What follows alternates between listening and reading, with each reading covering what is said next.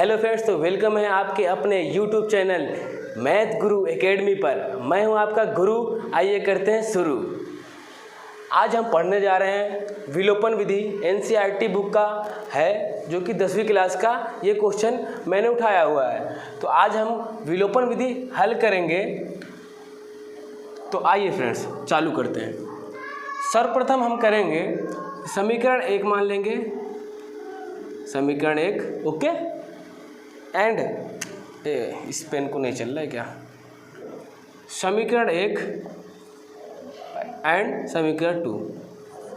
समीकरण 1 और 2 को मानने के बाद हमें विलोपन विधि में ये चीज़ देखनी है कि ये और ये पक्ष या ये पक्ष एक बराबर होने चाहिए। यदि ये एक बराबर नहीं है तो हम इसे एक बराबर करेंगे। जैसे कि अगर हम 3 में 4 का गुणा करते हैं तो 3 चौको कितना हो जाता है 12, और 4 में 3 का गुणा करेंगे तो कितना हो जाएगा 3 चौको 12। तो इस प्रकार हम समीकरण 1 में 4 का गुणा करते हैं और समीकरण 2 में 3 का गुणा करते हैं। तो समीकरण 2 में अगर आप गुणा कर रहे हैं 3 का तो केवल इसके साथ नहीं होगा, ये पूरे समीकरण के साथ होगा। यानी गुणा जो होगा वो पूरे समीकरण के साथ होगा। हम लेकिन एक पक्ष को बराबर करने की कोशिश करते हैं। तो चलिए गुणा करके देखते हैं। तो सर सबसे पहले लिखेंगे हम समीकरण 1 में 4 का गुणा करने और 2 में किसे गुणा कर रहे हैं बताइए दोस्तों? 2 में हम 3 का गुणा कर रहे हैं, तो 2 में 3 का गुणा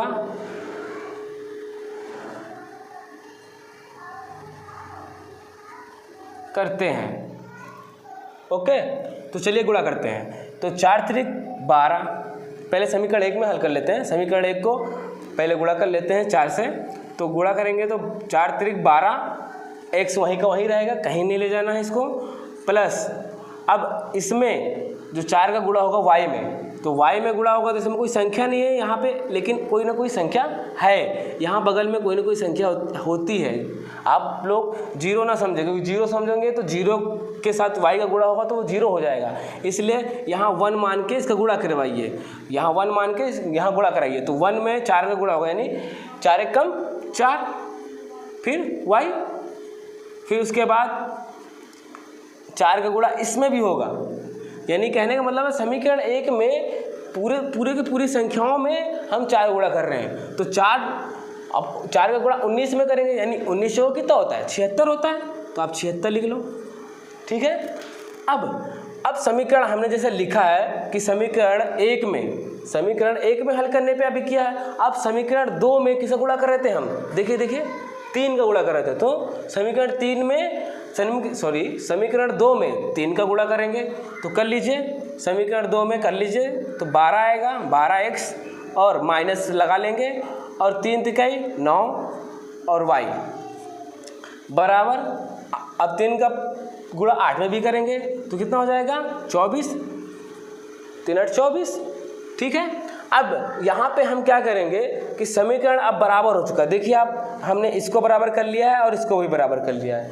तो अब हम क्या करेंगे, इस समीकरण को, यानी अब हम इसे घटा देंगे घटाने पर,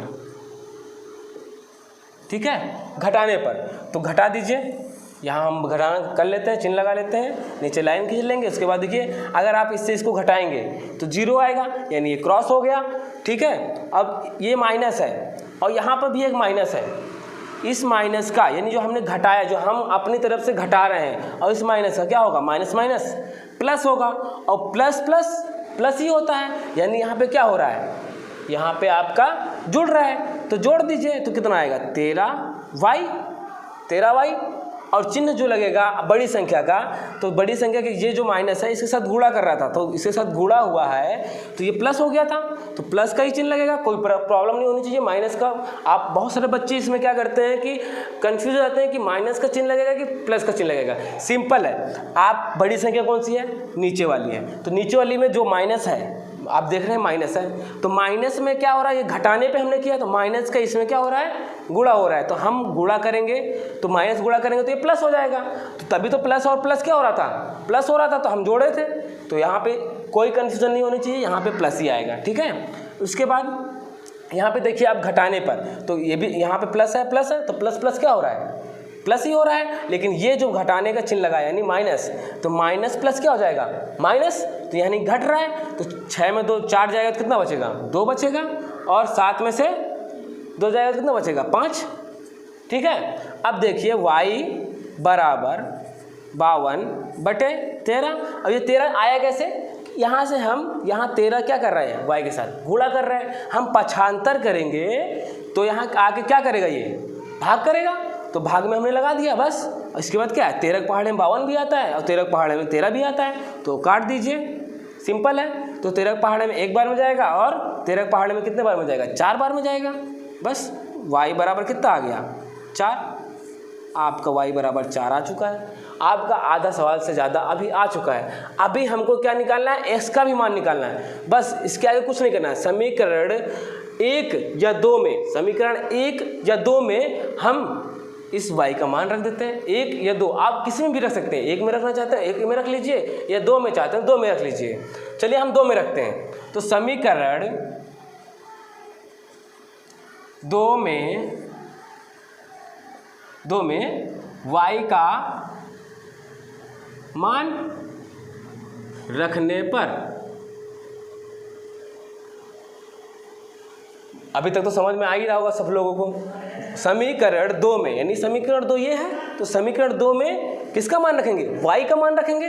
y का मान कितना है, 4 है, तो सिंपल है, देख लीजिए 4x, x का x ही रहेगा, माइनस 3 है 3, ठीक है, 3 है 3। अब y आया, y क्या कर रहा है, इसके साथ 3 के साथ गुणा कर रहा है, तो गुणे का चिन्ह लगा लो और y की जगह क्या लिख लो, 4 लिख लो, क्योंकि y का मान हमने निकाल चुका है। अब 4 रख लिया हमने, तो 4 रखने के बाद बाकी सब वही रखने हैं, कुछ भी बदलना नहीं है, केवल y की जगह पे हमको 4 रखना था और हमने वो रख दिया है। आगे करेंगे हम इसे सॉल्व, कुछ नहीं है, 4x अपनी जगह में है, कोई प्रॉब्लम नहीं, 3 है, इसका इसके साथ क्या हो रहा है, गुणा हो रहा है, तो 4 3 12 बराबर 8।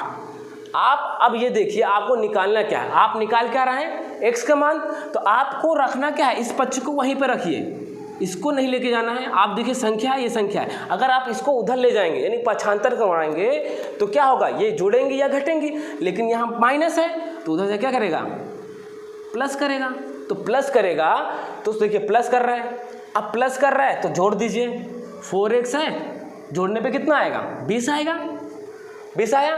तो 20 आने के बाद अब देखिए 4 के साथ क्या कर रहा है, x के साथ, तो हमको x का मान चाहिए ना कि 4x का मान चाहिए, तो हम क्या करेंगे, x को यहीं पे रहने देंगे, 4 के साथ क्या कर रहा है, गुणा कर रहा है, उधर से क्या करेगा, भाग करेगा, तो भाग में आ गया। 4 के पहाड़े में ये आता है 1 बार में और 4 के पहाड़े में ये 5 बार में आता है, तो x बराबर क्या आ जाएगा आपका 5। बस हमें यही निकालना था कि x का मान और y का मान ही निकालना था। विलोपन विधि में समझने के लिए बहुत कुछ है, लेकिन तो समझ सकते हैं, आगे बहुत सारे कठिन सवाल आएंगे। आप मेरे साथ जुड़े रहिए, जो नए हैं मुझे सब्सक्राइब कीजिए, मेरे चैनल को सब्सक्राइब कीजिए, और जो भी क्वेश्चन हो कमेंट बॉक्स पे ज़रूर कीजिए, और मुझे फॉलो करने के लिए इंस्टा पे फॉलो कर लीजिए। आपको जो भी क्वेश्चन हो, कोई भी क्वेश्चन हो, आप मुझसे डायरेक्टली पूछ सकते हैं, उसका आंसर मैं आपको दूंगा। एक बार शुरू से शुरू करते हैं, ठीक है। तो हमारा समीकरण था ये 3x + y = 19, okay. 4x - 3y = 8।